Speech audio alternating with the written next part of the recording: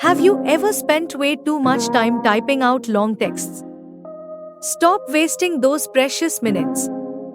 With voice to text on your computer or mobile, you can get the job done faster and easier. No more keyboard fumbling or finger fatigue. Just speak your thoughts and let the technology do the rest. Here's a quick tip. Use voice to text in Google Docs on your phone to create long texts without typing. Simply open Google Docs on your mobile, activate voice typing, and let your voice do the work.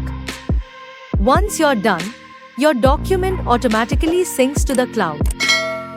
Just open Google Docs on your laptop, and all your voice-typed text will be waiting for you, ready to edit, share, or keep writing. It's seamless, fast, and perfect for multitasking across devices. Start using Google Docs this way and save time like never before. Thanks for watching. Try it today and don't forget to subscribe for more AI tips.